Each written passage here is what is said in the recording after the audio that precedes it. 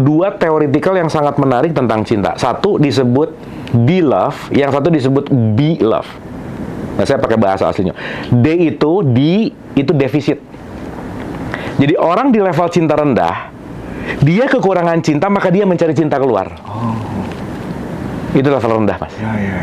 Maka ketika aku merasa kekurangan, aku mencari cinta keluar, mengemis cinta keluar. Dan itu yang terjadi ketika, kenapa jomblo sulit menerima cinta? Karena dia masih ada di level defisit. Akunya aja masih kekurangan cinta. Ya. Maka dia menyangka bahwa orang lain bisa memenuhi cintaku. Betul. Kapan hari itu aku, ketika kita pas di Bali gitu ya, aku merasa kayak iri banget gitu sama orang-orang yang di Bali. Mereka tuh begitu bangga banget dengan budayanya gitu ya, termasuk budaya spiritualitasnya gitu kan. Yang itu kemudian aku yang dari Jawa gitu merasa, aduh, kalah banget ya sama di Bali gitu ya. Dia benar-benar mempertahankan jati dirinya gitu sebagai orang Bali. Nah, gitu. Orang Jawa itu jauh Kang Abu gitu ya. Kita ini mengidolakan, mengkampanyekan budaya orang asing, sementara kemudian budaya kita sendiri, termasuk budaya spiritualitas leluhur-leluhur kita abaikan. Bahkan tidak jarang kita jelek-jelekan sendiri gitu. Benar, Mas. Gimana Kang Abu? Ya, balik ya, bahwa itulah kekuatan komunitas sih, Mas Hendra. Kan saya juga sering banyak ngobrol sama Pak Wayan tentang, Pak Wayan, kenapa sih bahkan anak-anak muda di Bali itu bangga dengan budayanya? Nah, gila loh, Mas.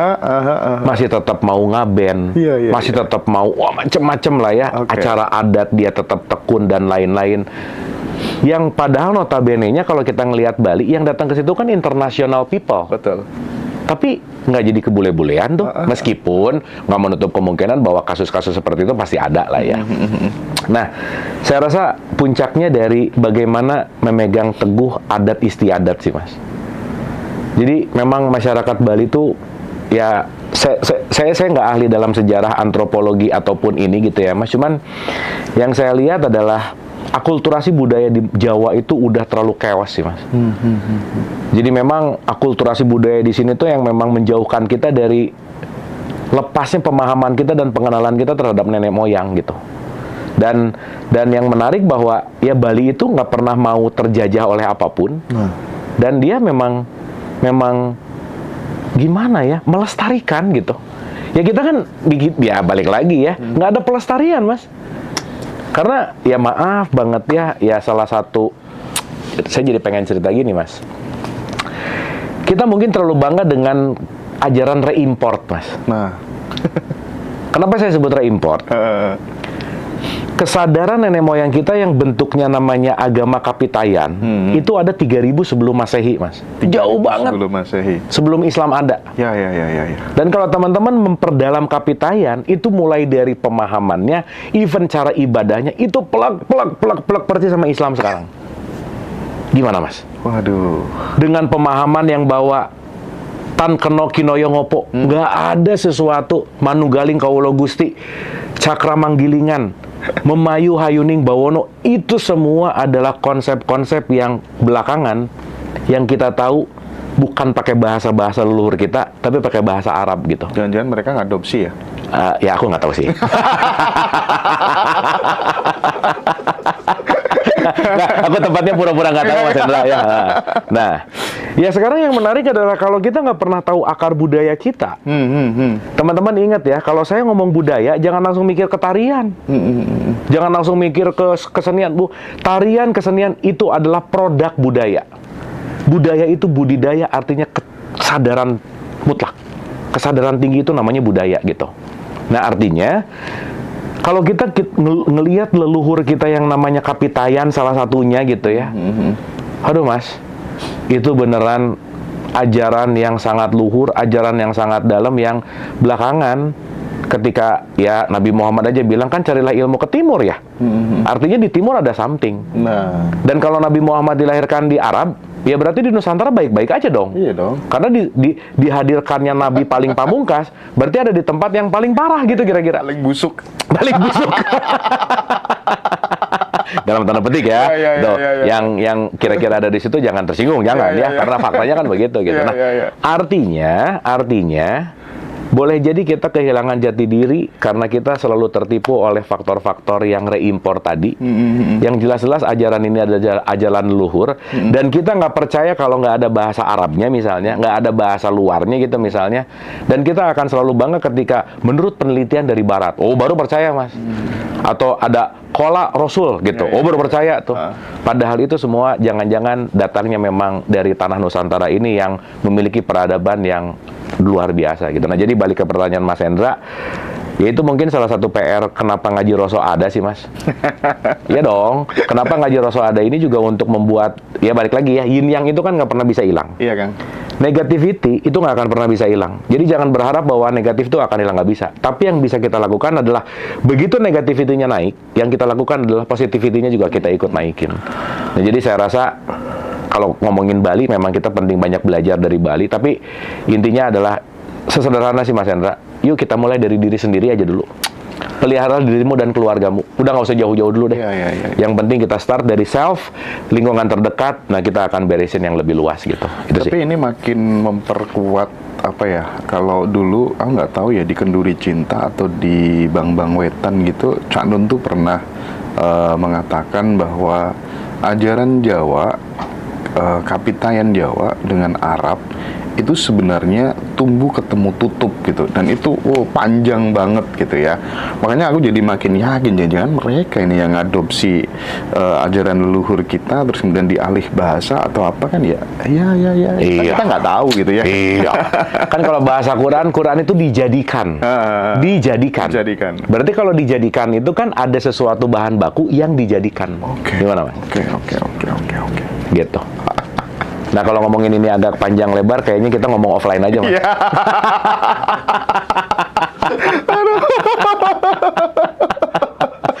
Karena banyak yang baper. Mengingat IQ rata-rata orang Indonesia kan 78,4 ya Mas Hendra ya? Nah, itu tuh susah menganalisa gitu. Tapi kalau naik nonton Ngaji Roso terus, nonton Dialog Positif, SAI naik deh Kang. Iya dong. Naik. Karena IQ gorila 70 Mas. Jadi bedanya dikit. Nah, gorila nggak ngerti omongan gini gitu. Kang, kenapa sih banyak jomblo kesulitan menemukan cinta? Ini pertanyaan harian nih. Kenapa jomblo banyak sulit menemukan cinta? Karena dia yang melimitasi tentang cinta itu sendiri, Mas. Ya, gini contoh. Kalau kita ngomongin tentang cinta, cinta itu punya layer, Mas Hendra. Itu layernya ada 7, tapi karena supaya kita simpel, kita mudahkan aja. Ada 2 nih. Oke. Cinta level rendah dan cinta level tinggi. Cinta kelas basic dan cinta yang sangat tinggi lah, gitu kira-kira. Makanya teman-teman perhatiin deh, di Quran ngomongin pernikahan nggak ada cinta, yang ada sakinah, tentram. Sakinah tuh penjual londong gitu. Oh, ada penjual londong namanya sakinah. Iya, tetangga. Kalau di Bandung sakinah itu tempat duren sih. Si es duren gitu, duren sakinah. Nah, jadi maksud saya adalah banyak yang kita melihat tentang itu cinta. Yang tadi saya cerita bahwa katanya mencintai si anak kecil, mencintai si rabbitnya, si kelincinya, tapi diual-ual terus mati dong gitu. Nah, jadi saya mau bagi 2 dulu Mas Hendra. Ada cinta di level rendah. Saya pakai perspektif siapa ya? Yang simpel, bentar Mas. Abraham Maslow aja kita pakai ya, supaya nanti mudah. Nanti kita masuk ke tasawuf, nanti kita masuk ke Vedanta dan seterusnya. Nah, Maslow tuh punya 2 theoretical yang sangat menarik tentang cinta. Satu disebut D love, yang satu disebut B love. Nah, saya pakai bahasa aslinya. D itu defisit. Jadi orang di level cinta rendah, dia kekurangan cinta, maka dia mencari cinta keluar. Itu level rendah, Mas. Maka ketika aku merasa kekurangan, aku mencari cinta keluar, mengemis cinta keluar. Dan itu yang terjadi ketika, kenapa jomblo sulit menerima cinta? Karena dia masih ada di level defisit. Akunya aja masih kekurangan cinta. Maka dia menyangka bahwa orang lain bisa memenuhi cintaku. Betul. Basisnya masih kekurangan. Basisnya masih kekurangan. Betul itu. Sama kayak doa, Mas Hendra. Orang yang doa tuh banyak yang di level kekurangan. Ya Allah, aku tuh ini. Ya makanya nggak akan kejadian terus gitu. Orang doanya di level kekurangan kok gitu, bukan di level keberlimpahan gitu. Harusnya sampai sini aja udah terjawab itu semuanya. Nah, kira-kira. Iya. Nah, cuman kita elaborasi sedikit bahwa ketika kita masih kekurangan cinta dan mencari cinta, sampai kapanpun kalian akan kecewa, fix. Makanya sekarang tuh ada kalimat, kamu menggenapi aku, you complete me, itu pret banget lah. Kamu tuh udah komplit sebenarnya, nggak perlu ada yang membuat kita lebih komplit dari luar, karena kenapa? Kamu tuh udah komplit banget gitu. Nah tapi Mas Hendra, mau nggak mau, suka nggak suka, semua orang mengawali cintanya, karir cintanya itu pasti dari bawah dulu. Aku merasa kekurangan, maka aku mencari cinta yang aku rasa ada di orang ini. Ya. Nah makanya penting untuk naik kelas dari level yang namanya defisit cinta kepada cinta tanpa syarat. Makanya ini disebut fall in love, fall in, jatuh. Ini unconditional. Unconditional love. Maka ketika aku menyadari bahwa aku sudah tidak perlu cinta dari siapapun, dalam perspektif tasawuf, nikahlah dengan Tuhan, baru nikahlah dengan makhluknya. Karena kalau kamu sudah menikahi dengan Tuhan, maka kamu hanya cukup cintanya Tuhan, yang kamu hanya cukup dengan kasih sayang Tuhan. Tugas kamu bukan mengemis cinta dari orang, tapi memberikan cinta kepada orang itu. Nah itu yang disebut unconditional gitu Mas Hendra. Nah, jadi teman-teman, maaf ya, kalau kita masih berharap bahwa kamu harus membuat aku bahagia, kamu harus membuat aku menjadi, tuntutan keharusan yang datang dari pasangan atau eksternal, sampai kapanpun kita akan defisit cinta terus gitu. Maka orang yang kekurangan bensin cinta, dia akan craving keluar, dan dia akan menarik frekuensi yang sama, Mas Hendra. Sorry ya Mas Hendra, ini kita ngomongin sedikit fakta, bukan sedikit sih, fakta gitu. 24-26 Quran tuh ngomong, laki-laki yang baik akan dipertemukan dengan perempuan yang baik. Pun sebaliknya. Artinya apa? Dia lagi berbicara tentang frekuensi katakanlah. Nah, baik buruk juga relatif ya. Tapi kalau perempuan level 3, dia pasti akan menarik laki-laki level 3, Mas Hendra. Selesai. Let's say levelnya 1 sampai 10 ya. 3 tuh berarti agak rendah kan? Berarti siapa yang kita attract, siapa yang kita tarik, itu pasti selevel, Mas. Nah, karena dia dibutakan oleh hormonal pada saat itu, jadi dia fall in love. Nikahlah di level 3. Nah, dan Dr. Tara Swift dia bilang, kita akan dipertemukan sama orang yang memiliki luka psikologis yang sama. Itu penting. Maka kita akan dipertemukan tuh dengan luka psikologis yang sama. Anyway, nanti kita bisa bahas lebih detail gitu. Nah, artinya ketika 3 ketemu 3, makanya Mas Hendra saya selalu bilang bahwa dalam hidup itu nggak ada jodoh. Jadi kalau ngomong, kamu adalah jodohku, pret aja. Kenapa? Karena sebelum nikah bisa ngomong, kayaknya kita jodoh deh. 3 tahun nikah, kayaknya kita nggak jodoh deh. Nah gimana? Berarti hidup itu tidak pernah ada jodoh, yang ada saling menjodohkan terus-menerus. Karena pernikahan itu adalah bagaimana kita merawat dalam keseharian. Bukan masalah udah jodoh, tetapi terus menjodohkan gitu. Nah, singkat cerita. Ini kalau dilanjutin jadi ceramah nikah, Mas Hendra ya? Nanti kapan-kapan kita bikin episode khusus tentang kenapa sih kita harus menikah. Itu penting, Mas Hendra. Gitu ya. Nah, tapi singkat cerita, let's say ya, Mas Hendra ya, si 3 sama 3 ketemu. Misalnya si Queen ketemu Jack. 3 tahun nggak cocok, Mas. Cerai.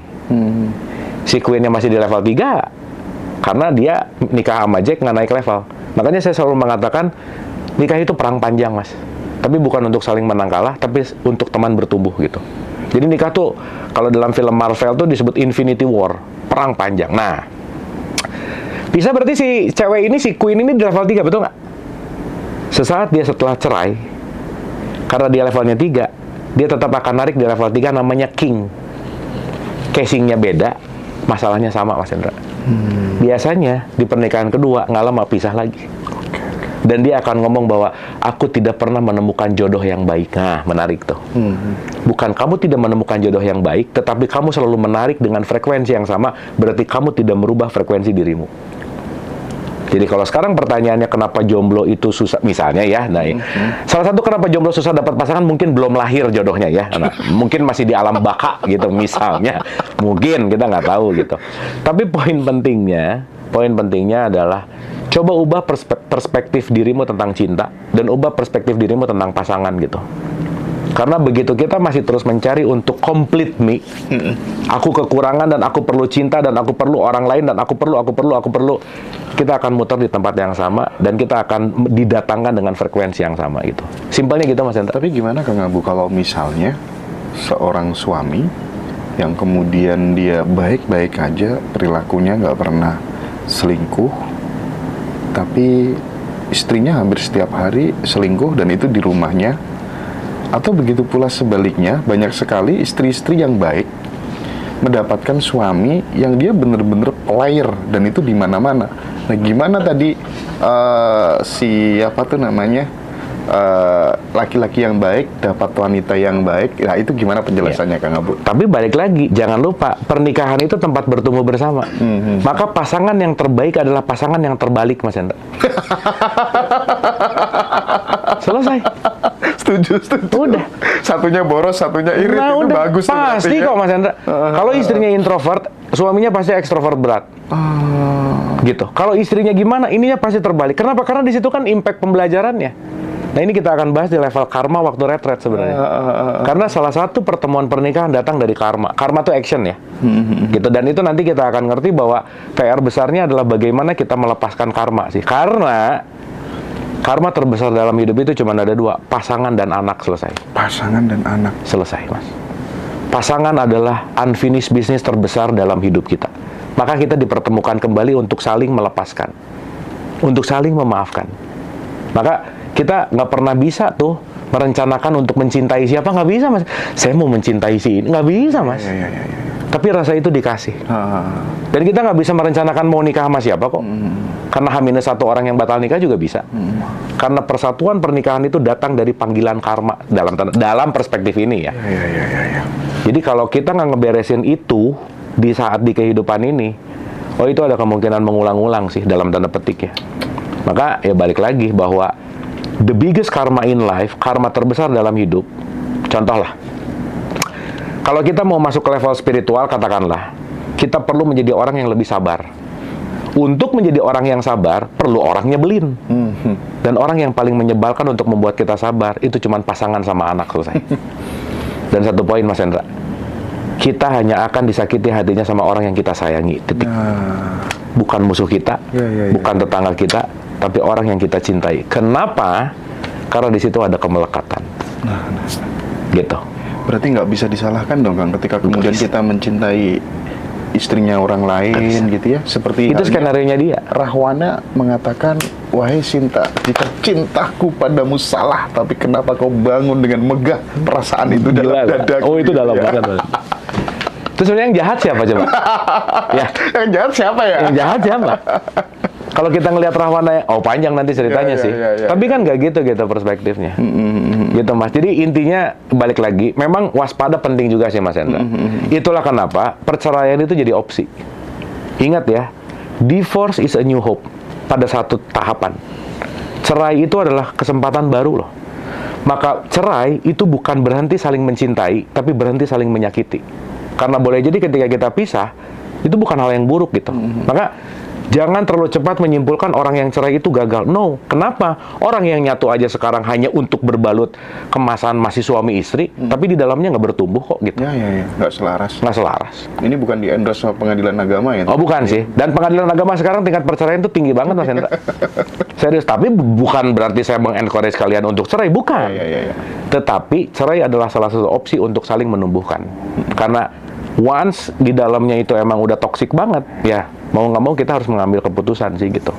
Aku tuh ketika ngobrol sama Pak Wayan gitu ya tentang karma gitu ya, baru kemudian aku bener-bener speechless. Oh, pantas ini anak dihadirkan sebagai anakku gitu. Aku mulai ngerti ya. Oh, aku susah sih nerangin ini di sini sih ya. Tapi kalau kita ngerti perjalanan jiwa itu, Mas, kita akan jauh lebih mengerti bahwa kenapa aku dilahirkan dari ibuku yang ini. Karena spill dikit aja ya, yang milih ibu kita tuh ya kita loh, Mas.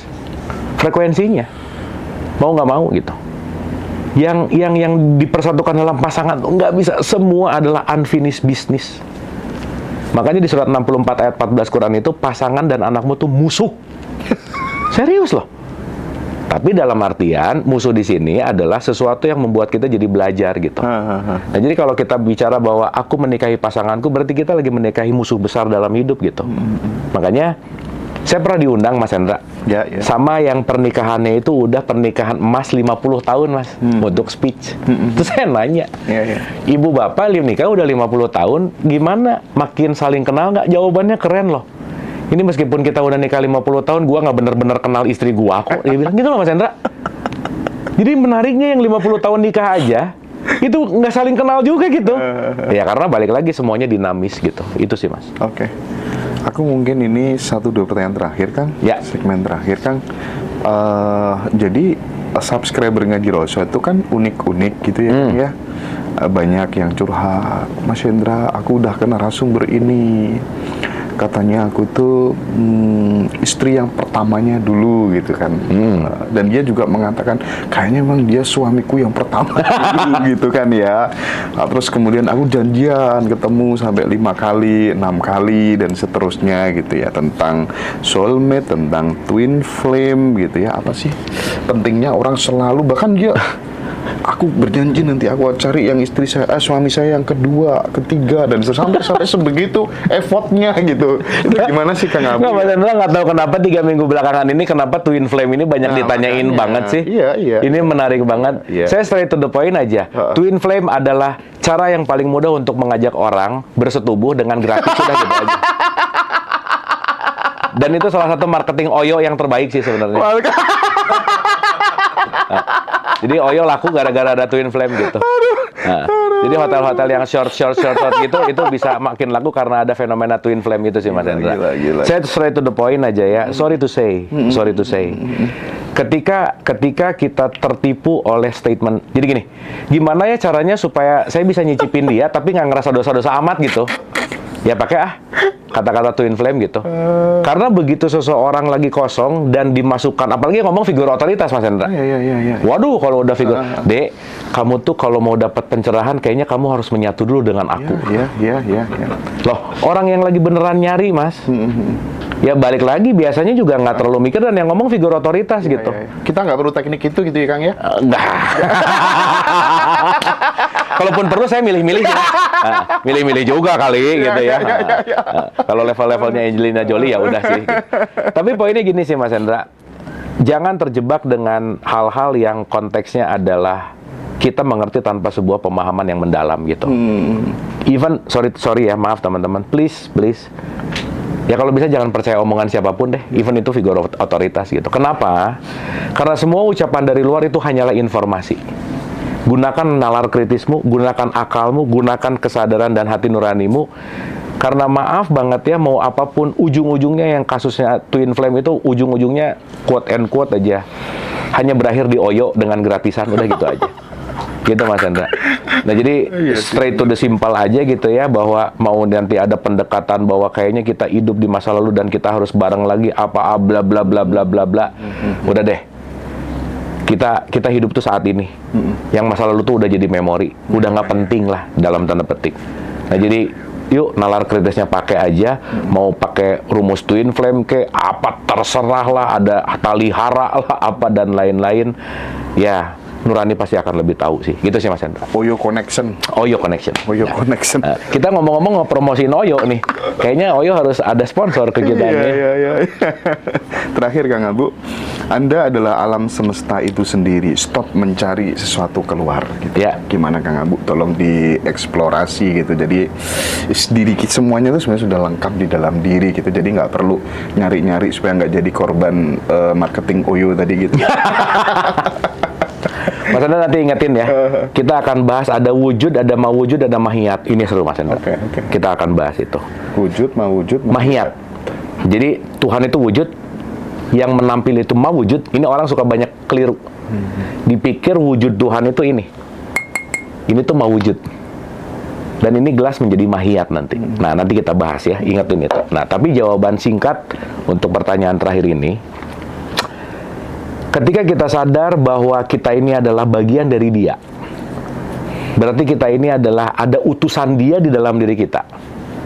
Maka setiap siapapun ruh yang ditiupkan dari Dia adalah ruh yang kualitasnya nggak pernah dikurangi, nggak pernah dilebihi. Semua kualitas kesadaran kita tuh sama, Mas Hendra. Itu dulu aja. Jadi saya, Mas Hendra, siapapun di sini, siapapun orang masa lalu, siapapun orang masa depan, esensinya adalah memiliki kualitas kesadaran yang sama. Maka petunjuknya sama. Semua udah ada di dalam. Makanya saya ulang-ulang, Saya selalu bicara bahwa saya bukan mau menjadikan pencerahan atau apa enggak, tapi jadi bidan aja sih. Karena petunjuknya udah di dalam, hanya membantu teman-teman untuk melahirkan kesadaran itu sendiri. Nah, artinya apa? Kalau kita sadar bahwa kita udah utuh dan bagian langsungnya dari Dia, yang membuat kita nggak pede itu adalah jiwa kita sebenarnya. Memori kita, pikiran kita, perasaan kita.